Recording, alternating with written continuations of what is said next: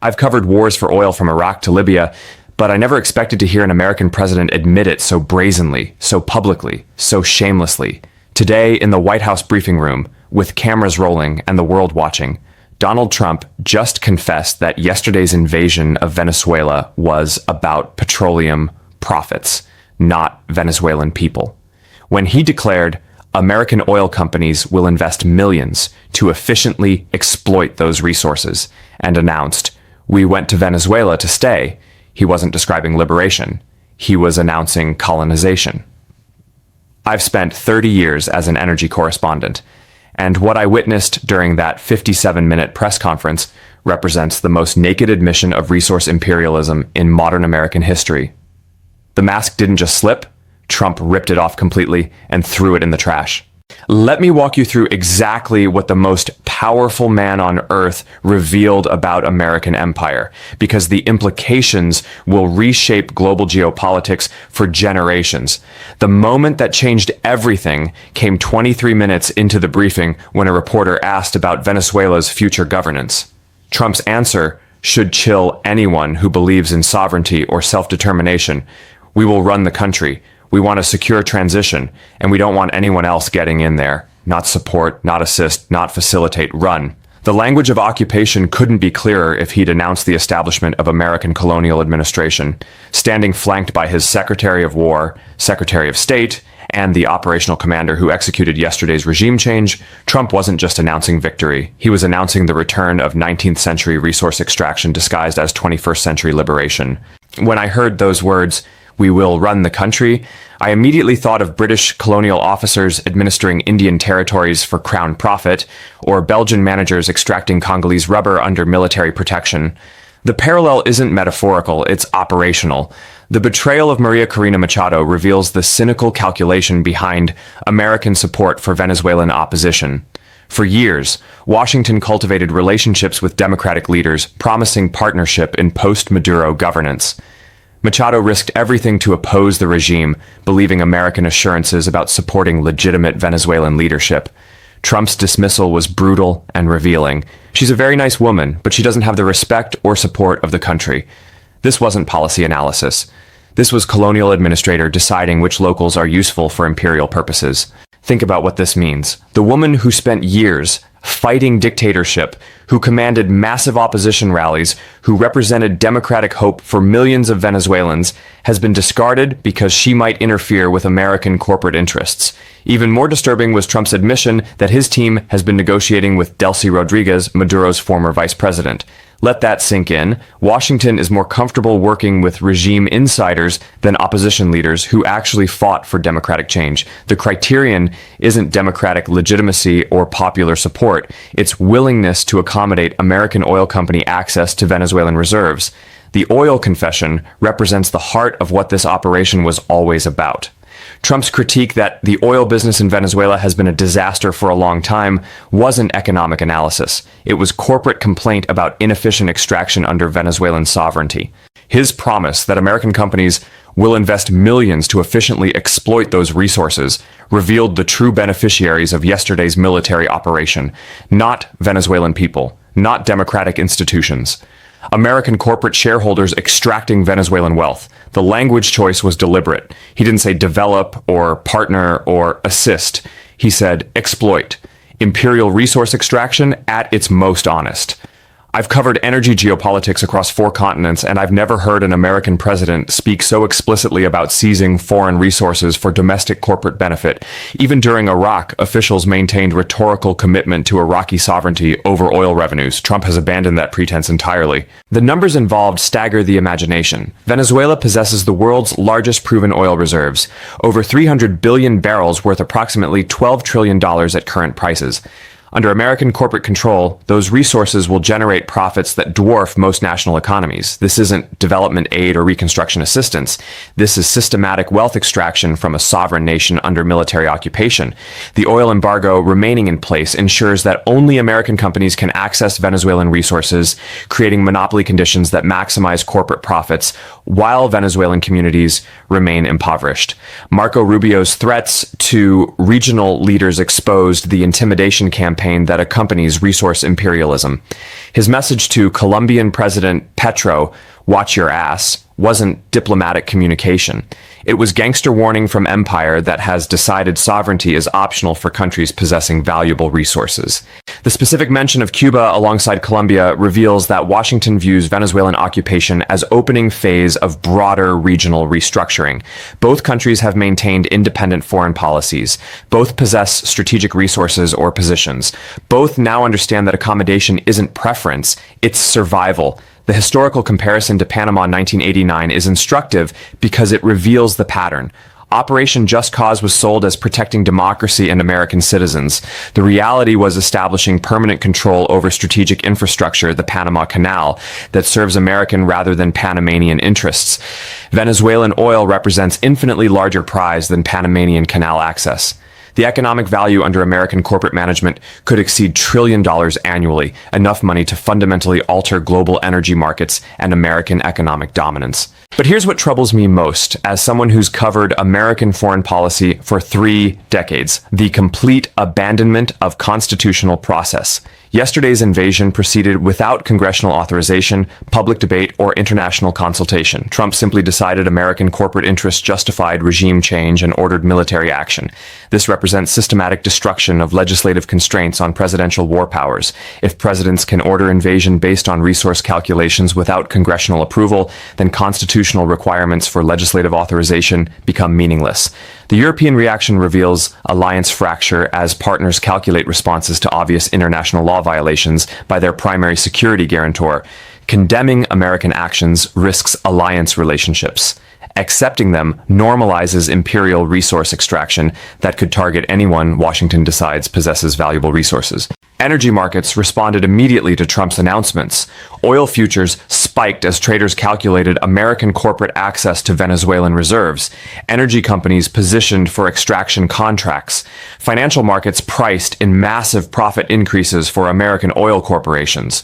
What we're witnessing isn't free market development. It's state-sponsored corporate theft under military protection. American taxpayers fund the invasion. American soldiers provide security. American corporations extract profits while Venezuelan people bear costs and receive no benefits from their own natural wealth. The propaganda sophistication impressed me despite its moral bankruptcy. Trump's emphasis on American energy security and protecting resources vital to American interests obscures the reality that Venezuelan oil will be extracted by multinational corporations for global markets at prices determined by international supply and demand.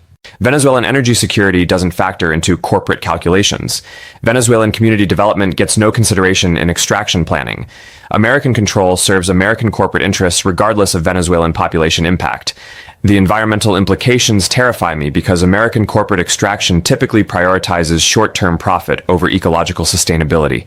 Venezuelan environmental regulations, indigenous land rights, and community consultation requirements will be eliminated as obstacles to efficient resource exploitation. Climate change considerations become irrelevant when corporate interests require maximum production regardless of global environmental consequences. Venezuelan resources will be extracted and burned as rapidly as possible to generate maximum corporate profits while accelerating planetary ecological collapse. The intelligence infrastructure required to maintain American control will create police state conditions in Venezuela while consuming resources that could address social needs. Instead of hospitals and schools, Venezuelan communities get surveillance systems and military checkpoints designed to prevent resistance to resource extraction. The corruption implications stagger because American corporate access requires ongoing political protection from Washington. Oil companies will spend enormous amounts maintaining relationships with officials who protect Venezuelan investments, creating corporate capture of American foreign policy. Military occupation costs will consume billions annually that could fund development, education, or healthcare. Instead, Venezuelan resources finance their own subjugation while profits flow to American shareholders. The legal framework being established eliminates Venezuelan sovereignty over national resources while protecting American corporate investments under U.S. legal jurisdiction. Venezuelan labor laws, environmental regulations, and community rights become void when they conflict with extraction efficiency. International law becomes completely irrelevant when American military power protects corporate resource extraction. The UN Charter, sovereignty principles, and territorial integrity are historical curiosities that Washington ignores when corporate interests demand intervention. The psychological impact on Venezuelan population will be devastating as they realize their liberation was corporate acquisition disguised as regime change. Hope for democratic development transforms into despair about permanent foreign occupation designed to extract rather than develop their national wealth. Regional implications multiply exponentially as neighboring countries calculate whether their resources make them targets for similar interventions. Brazil's Amazon, Colombia's coal, Guyana's oil, Mexico's lithium all become potential justifications for military action if American corporations identify profitable extraction opportunities. The precedent being established normalizes presidential authority to order invasion based on corporate resource calculations. Future presidents will cite Venezuelan success to justify military intervention anywhere American companies want access to foreign resources under sovereign control. Currency implications strengthen dollar hegemony as Venezuelan oil sales flow exclusively through American financial systems denominated in dollars. Venezuelan sovereignty over resource revenues disappears as corporate profits reinforce American monetary dominance over global energy markets. Looking ahead, Venezuelan success encourages similar operations wherever American corporations identify valuable resources under foreign control. The Congo's minerals, Nigeria's oil, Kazakhstan's energy all become potential targets for military intervention disguised as humanitarian liberation.